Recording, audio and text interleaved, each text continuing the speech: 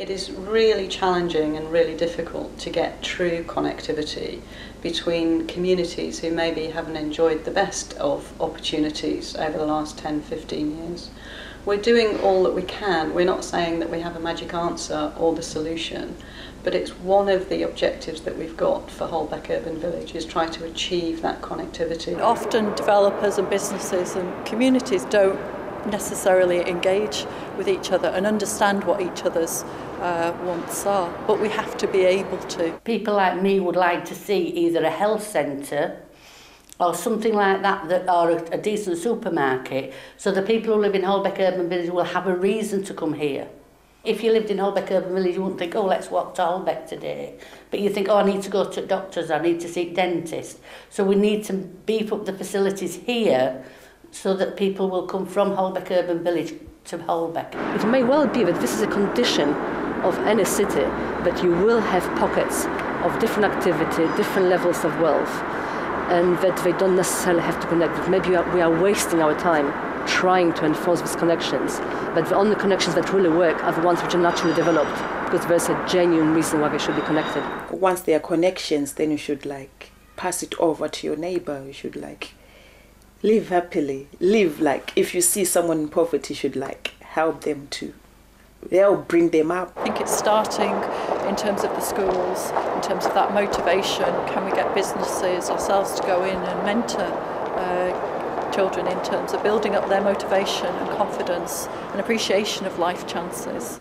When I grow up, I would like to be a Hollywood producer, because it'd be fun, and you won't be in England, you'll be in a different country. I'd like to be something to do with art and maths, or like a fashion designer or an architect. Holbeck and Beeston, there are a lot of, what can I say, a lot of people without any qualifications.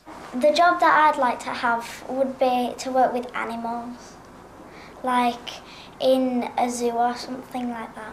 Doctor, because I want to make people safety. When people are dying, I may help them to be safe. A lot of them will be going to prison, to be honest, but there is the small minority which do want to go out and go get jobs. A few of them do go into further education. It's just they need to keep their heads down and keep at it. My education is preparing me for a police officer, because I do uniform public service, where I cover government, sports and law. I want to be an actor and I want to be a scientist, so I have no idea which one should I take. All our primary schools do well, but when they get to the high school it seems to fall to pieces, and that's because the high schools have a bad name, so people of aspirational don't want the kids to go to that school, they want it to go to Morley or Bruncliffe. And it's a big mix of things, and there's no one solution that says if you improve the school this'll stay, if you improve the housing that'll keep it. It's about the whole selling of the area. There's a lot of talent around here, and I don't think that it's been utilised, and I feel that these professionals who and media and that should actually come in this area and work with the children. There's not many male role models nowadays, because there's people that are brought up, the people get their, I suppose, reputation by how bad they are. We can always benefit from somebody else's insight, and I think that exists for anybody at any point in life.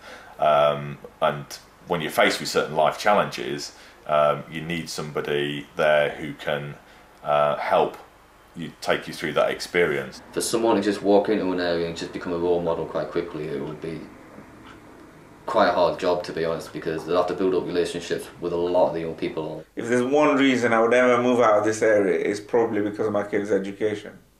It's the only thing that would probably make me, if I do ever move, is because I want the kids to do better.